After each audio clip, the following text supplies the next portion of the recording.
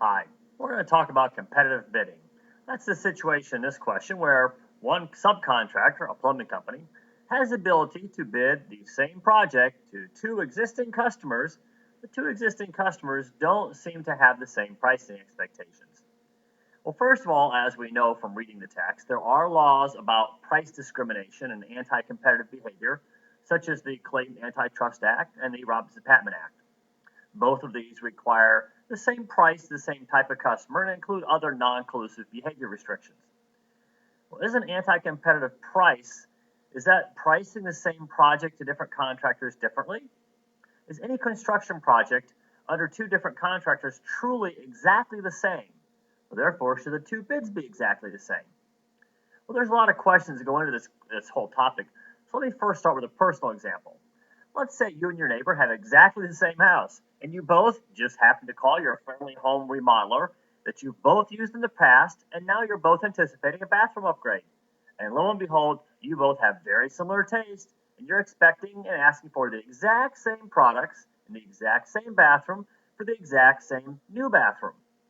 Well, that's a real surprise, but there are other factors that contractor may take into account when he figures out how to price your projects. For example, let's say in the last project you did with the same contractor, one of you returned his calls 2 days late when he tried to schedule his start date. One of you gave the contractor grief on mid changes in the project, which incurred additional cost and delays. And another one took a couple days to sign off on that change order, so work was stopped. One of you looked over his shoulder all the time when he was working. One of you interrupted his work by not giving him open access to the house. One of you mailed a check a day late, and one of you forgot to post that Facebook testimonial after the project was over. Well, the other one of you returned the call right away, gave acknowledgement, and signed those change orders right away while the work was going on, so there was no work stoppage, gave the contractor a key to the house so he could come in anytime, left a check on the counter for him, and then posted a great Facebook testimonial when the project was over. So both end projects are identical. Were they priced the same? Was the same cost incurred and the same total price given to each particular customer?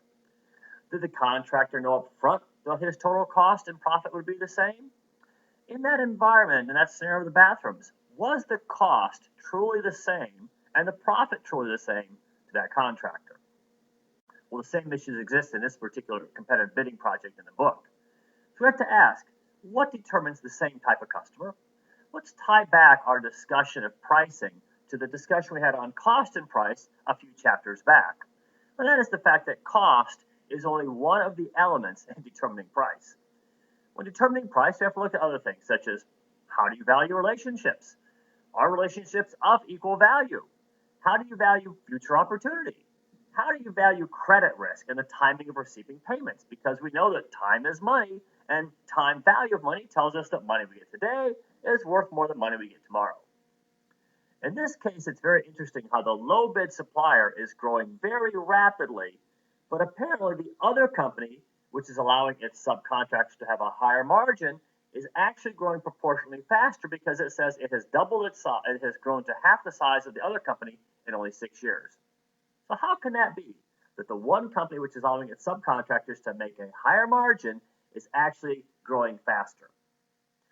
Well, that brings up the question, do we give both contractors the same bid? You really have to determine if the two contractors are truly asking you for the same overall project. Remember that selling is about relationships, and that relationships include commitments and disclosure. Now, I'm not talking about disclosing proprietary information about your competitors. We talked about that a few weeks ago and realized that you can't never do that. That's ethically wrong. But it does mean that sometimes we need to have an honest discussion about total cost and profit and how, as a team, we can mutually approach a more win-win situation for us and our general contractors in this particular case. So answering this question, we want to look at what is the true total cost and profit opportunity in these two bids to bid, these two opportunities to bid, and then determine how should we price this particular project to these two competitive bid general contractors.